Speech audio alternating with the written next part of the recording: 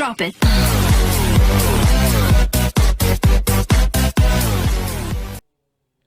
Assalamualaikum warahmatullahi wabarakatuh. Kami dari kelompok 19 mata kuliah pembelajaran fikih dengan materi fikih jinayah. Perkenalkan, nama saya Rizky Dermawan dan ada rekan saya yang bernama Khairul Abidin. Yang pertama, kita akan membahas tentang ketentuan hukum Islam tentang kisos, diat, dan kofarot beserta hikmahnya. Langsung saja dengan selanjutnya ke kisos. Pengertian kisos. Kisos itu apa sih? Kisos itu dalam arti bahasa Arab, al-kisos yang bermakna melakukan seperti apa yang telah dilakukan pelakunya. Pendapat lain, kata kisos berarti al-musawa wal ta'dul atau sama dan seimbang. Juga dipahami dalam pengertian qata'a atau memangkas atau memotong.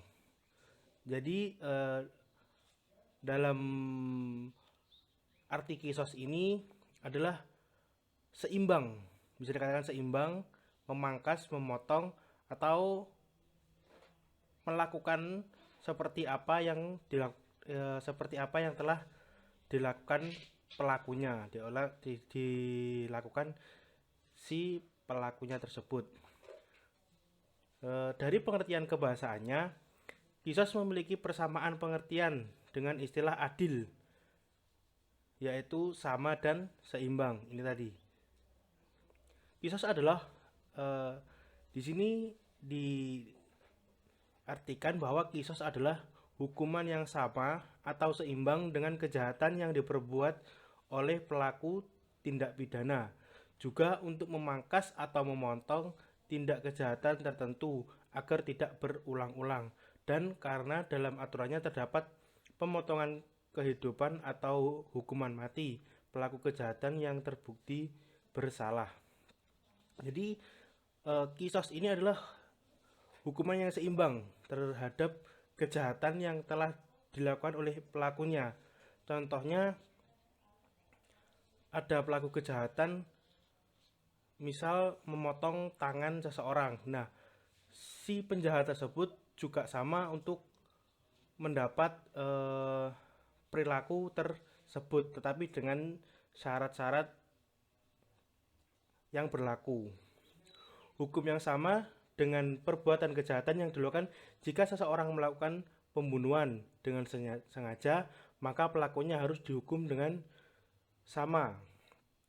Jika seorang melakukan penganiayaan secara fisik dengan sengaja terhadap orang lain, maka pelakunya harus dikenai hukuman yang sama dengan bentuk kejahatan yang dilakukannya.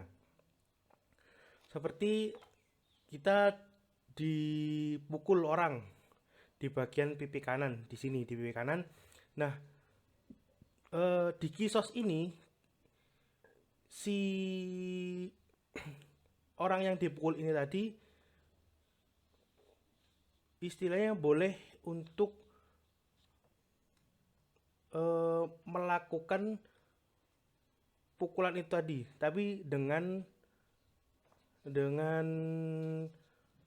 perlakuan yang sama, jadi tidak dilebih-lebihkan. Misal orang pelakunya itu 1 kali memukul, kita yang korbannya juga harus 1 kali memukul, tidak sembarangan seperti itu. Dasar-dasarnya terdapat 2, ada Al-Quran dan ada hadis. Di Al-Quran ini terdapat pada surat Al-Baqarah ayat 179. Di sini diartikan bahwa dan dalam kisos itu ada jaminan kelangsungan hidup bagimu, hai orang-orang yang berakal, supaya kamu bertakwa. Dari hadis juga, dari hadis Anas Al-Harith bin Miskin berkata, dengan bacaan riwayat, dan saya mendengar dari Sufyan bin Amru, dari Muhajid, dari Ibnu Abbas, dia berkata, dahulu pada Bani Israel terdapat hukum kisos, namun tidak ada diat pada mereka. Lalu Allah Azza wa Jalla menurunkan ayat ini, hai orang-orang yang beriman, diwajibkan atas kamu kisos berkenaan dengan orang-orang yang dibunuh, orang yang merdeka dengan orang merdeka, hamba dengan hamba, dan wanita dengan wanita. Maka barang siapa yang berpendapat suatu pemaafan dan disaudarinya, hendaklah yang memaafkan mengikuti dengan cara yang baik, dan hendaklah orang diberi maaf memberi diat kepada orang yang memberi maaf dengan cara yang baik pula. Di sini dikatakan bahwa pemberi maaf ini adalah menerima diat pada pembunuhan dengan sengaja, dan hendaklah yang memaafkan mengikuti dengan cara yang baik, dan hendaknya yang diberi maaf membayar diat kepada orang yang memberi maaf dengan cara yang baik pula, serta melaksanakan ini dengan kebaikan. Yang demikian itu adalah suatu keringanan dari Tuhan dan suatu rahmat dari apa yang diwajibkan atas kaum sebelum kalian. Sesungguhnya hal tersebut adalah kisos, bukan diat. Itu tadi dasar-dasar hukum dari kisos. Yang selanjutnya hikmah-hikmah adanya kisos ini. Kenapa sih kok ada kisos? Dalam hukuman ini yang sangat menjaga serta menjaga kehormatan dan keselamatan jiwa manusia. Di sini adanya kisos ini menjamin keselamatan dan kehormatan bagi manusia. Di sini hikmah-hikmah kisos ada 3. Yang pertama ada dapat memberikan pelajaran bagi kita bahwa keadilan harus ditegakkan.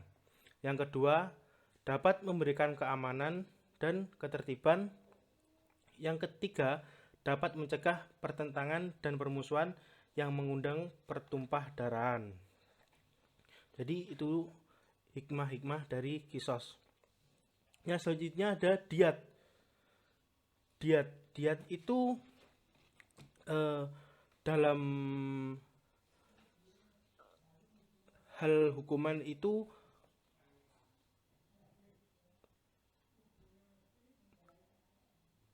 gimana ya? Dia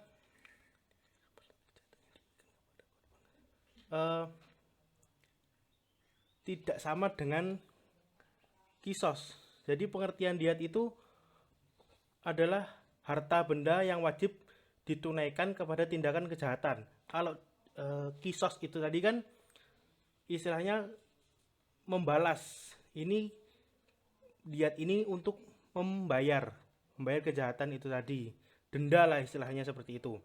Diat diwajibkan dalam kasus pembunuhan sengaja, di mana kehormatan orang yang terbunuh lebih rendah daripada kehormatan pembunuh.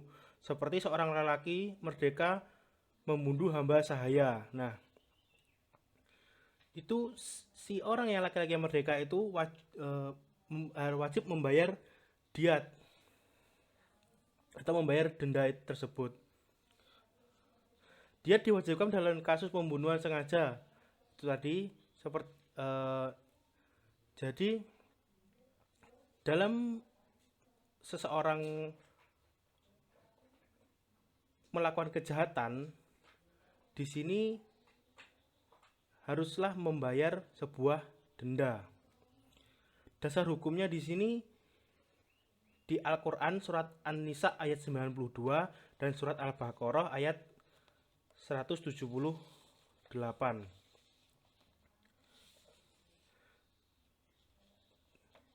Pada surat An-Nisa ini dijelaskan bahwa orang yang melakukan pembunuhan terhadap seorang mukmin dengan tidak sengaja atau tersalah diwajibkan kepadanya suatu hukuman, yaitu membayar diat, ganti rugi atau denda setelah memerdekakan hamba sahaya yang mukmin.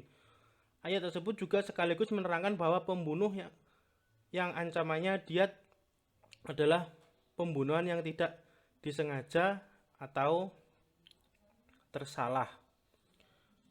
Dasar hukum yang selanjutnya itu pada surat Al-Baqarah ayat 178 yang artinya, wahai orang-orang yang beriman, diwajibkan atas kamu melaksanakan kisos berkenaan dengan orang yang dibunuh, orang merdeka dengan orang merdeka, hamba sahaya dengan hamba sahaya, perempuan dengan perempuan. Tetapi barang siapa yang memperoleh maaf dari saudaranya, hendaklah dia mengikuti dengan baik dan membayar diat atau denda tersebut kepada si korban dengan baik pula. Yang demikian itu adalah keringanan dan rahmat dari Tuhanmu. Barang siapa melampaui batas setelah itu, maka ia akan mendapat azab yang sangat pedih. Di sini dijelaskan bahwa orang yang melakukan pembunuhan dengan sengaja, hukuman pokoknya adalah hukuman kisos. Jadi yang utama itu kisos terlebih dahulu, namun juga menerangkan bahwa jika hukuman tersebut tidak bisa dilaksanakan, kalau kisos itu tidak bisa dirasakan, maka diganti dengan diat. Hikmah-hikmah dari diat ada dua. Di sini dalam ketentuan diat terhadap tindak pidana pembunuhan atau penganiayaan, terkadang hikmah yang sangat besar itu ada dua, yaitu diat sebagai alat mencegah pertumpah darah. Jadi denda tersebut bisa kan besar.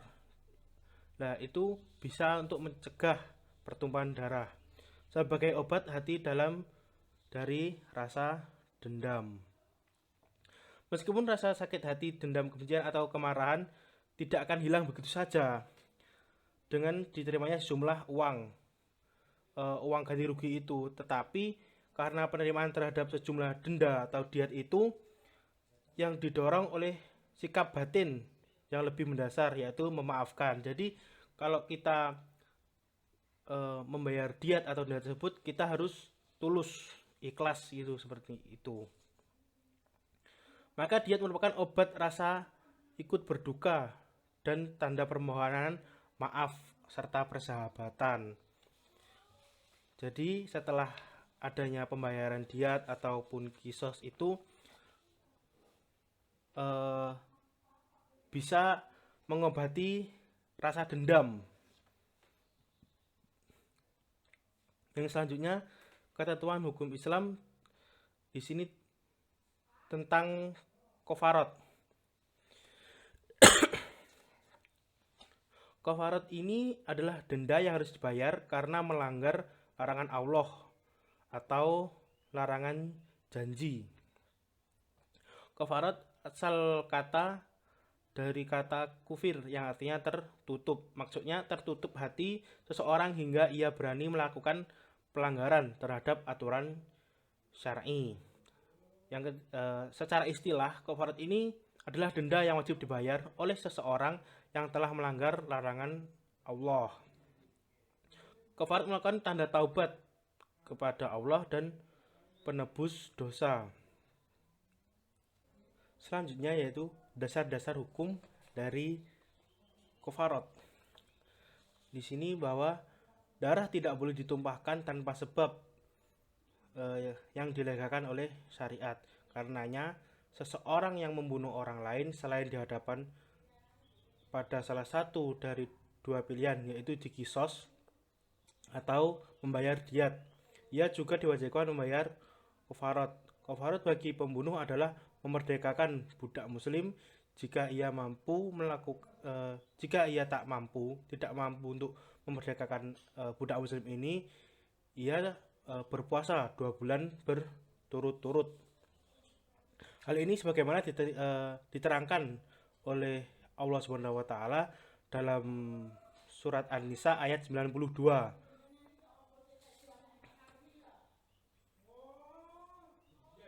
Hikmah kafarat. Secara umum, hikmah kufarat terangkum dalam tiga tiga poin. Yang pertama yaitu manusia benar-benar menyesali perbuatan yang keliru. Jadi manusia ini akan menyesal dalam perbuatannya yang keliru. Menuntut manusia agar segera bertaubat kepada Allah atas tindakan maksiat yang ia lakukan. Yang ketiga, menstabilkan mental manusia. Itu yang bisa saya sampaikan. Yang selanjutnya akan dijelaskan oleh teman saya yang bernama Khairul Abidin. Sekian dari saya. Wassalamualaikum warahmatullahi wabarakatuh. Yang selanjutnya, poin-poin yang selanjutnya yaitu B. Contoh-contoh kisos, diyat, dan kafarat di dalam Islam. Untuk pembahasan yang pertama, syarat kisos atas penerapan aturan hukuman mati di dalam Islam. Jika pelaku adalah zina yang sudah menikah atau dinamakan muhsan dan keluar dari Islam, sedangkan untuk korban yang keluarganya berhak menuntut kisos adalah yang terlindungi jiwanya.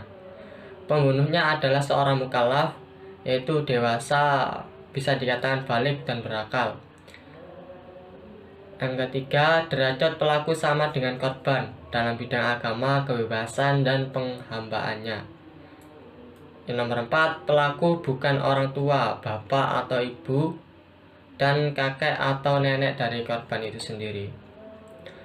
Untuk syarat-syarat penuntut kisos aturan hukuman mati di dalam Islam itu ada 4. Yang pertama, penuntut harus mukallaf atau balik. Pengajuan kisos disepakati oleh seluruh keluarganya. Yang ketiga, memberikan jaminan eksekusi, tidak akan melebihi batas luka serta tak membunuh selain pelakunya. Yang keempat, eksekusi tersebut harus dilakukan di hadapan penguasa atau wakilnya agar tidak melanggar batas. Syarat penuntut kisos pada korban yang cacat atau terluka. Yang pertama, bisa menjamin tidak ada kekejian. Jika ada kekejaman, maka tidak ada kisos. Yang kedua, memungkinkan jika dilakukan kisos, namun bila tidak bisa diganti dengan diyat. Yang ketiga, anggota tubuh pelaku yang dikisos punya nama dan bagian yang sama dengan korban. Yang keempat, kondisi tubuh pelaku yang akan dikisos dan korban itu sama. Jika tangan kanan yang putus karena suatu hal, jika dikisosnya harus tangan yang kanan. Yang kelima, jika ada luka pada kepala dan wajah, maka kisos tidak diperkenankan pada pelaku. Poin yang selanjutnya contoh diyat. Yang pertama, diyat berat. Diyat berat berupa 100 ekor unta dengan perincian 30 ekor betina umur 3 masuk 4 tahun. 30 ekor unta betina berumur 4 masuk 5 tahun atau lebih tepatnya mendekati umur 5 tahun. Dan 40 ekor betina yang sudah mengandung atau hamil. Diyat ini dikenakan bagi hukuman kisos yang dimaafkan terhadap pembunuhan yang memang disengaja ingin menghilangkan nyawa seseorang. Pelaku tindak pidana wajib untuk membayar sendiri secara tunai diyatnya. Melakukan pembunuhan seperti sengaja terhadap diyatnya wajib untuk dibayar oleh keluarga pelaku diangsur dalam waktu 3 tahun atau langsung tunai. Yang kedua, diyat ringan. Jumlah dari diyat ringan tidak sama dengan diyat besar, walaupun ada persamaan, yaitu 100 unta, tetapi dibagi 5 bagian, yaitu 20 ekor unta betina umur 1 masuk 2 tahun, 20 ekor unta betina umur 2 masuk 3 tahun, 20 unta jantan umur 22 masuk 3 tahun, 20 ekor unta betina umur 3 masuk 4 tahun, dan 20 ekor betina umur 4 masuk 5 tahun. Diat ini wajib dibayar oleh keluarga pelaku dalam jangka waktu 3 tahun atau langsung tunai. Yang ketiga, contoh-contoh kafarat di dalam Islam. Orang yang membunuh selain harus diqisas atau membayar diat, ia juga harus membayar kafarat. Kafarat bagi orang yang membunuh adalah memerdekakan hamba sahaya atau berpuasa selama 2 bulan berturut-turut. Hal itu sesuai dengan firman Allah Subhanahu wa taala Al-Qur'an surat An-Nisa ayat 92. Yang selanjutnya, hukum Islam tentang zina dan qadzaf beserta hikmahnya. Yang pertama, pengertian zina. Zina adalah melakukan persetubuhan antara laki-laki dan perempuan tanpa adanya ikatan perkawinan yang sah, dilakukan secara sadar serta tanpa adanya unsur syubhat. Perbuatan zina sangat tercela dan pelakunya dikenakan sanksi yang sangat berat, baik hukuman dera maupun rajam karena alasan yang dapat dipertanggungjawabkan secara moral dan akal. Persetubuhan dengan binatang atau mayat bukan termasuk zina, namun hukumnya haram. Sebagai firman Allah Al-Quran surat Al-Isra ayat 32, dan janganlah kamu mendekati zina. Sesungguhnya zina itu adalah sesuatu perbuatan yang keji dan suatu jalan yang buruk. Yang selanjutnya, macam-macam zina dan hukumnya. Zina muhsan. Zina yang dilakukan oleh orang yang sudah balik, berakal, merdeka, sudah pernah bercampur dengan jalan yang sah atau sudah pernah menikah. Para ulama itu sepakat had bagi berzina muhsan, yaitu dirajam atau dilempar dengan batu sampai ia meninggal. Yang kedua, zina ghairu muhsan itu dilakukan oleh orang yang belum menikah, yakni yang dilakukan oleh gadis atau jaka. Had bagi pezina ghairu muhsan yaitu didera atau dicambuk 100 kali dan diasingkan selama 1 tahun. Ada beberapa hikmah larangan zina, yaitu mencegah bahaya merajalelanya perzinaan, kemungkaran dan pelacuran yang mengakibatkan kerusakan dan kehancuran peradaban dan penularan penyakit yang sangat berbahaya. Yang kedua, memelihara jiwa, mempertahankan kehormatan, melindungi keutuhan keluarga yang justru merupakan unsur utama dalam masyarakat. Poin yang selanjutnya adalah tentang qadzaf. Pengertian dan had qadzaf. Qadzaf adalah bentuk masdar dari qadzaf yudhifu yang artinya melempar. Istilah qadzaf yaitu menuduh wanita baik-baik berbuat zina tanpa adanya alasan yang meyakinkan. Unsur menuduh zina atau jarima qaf ada 3.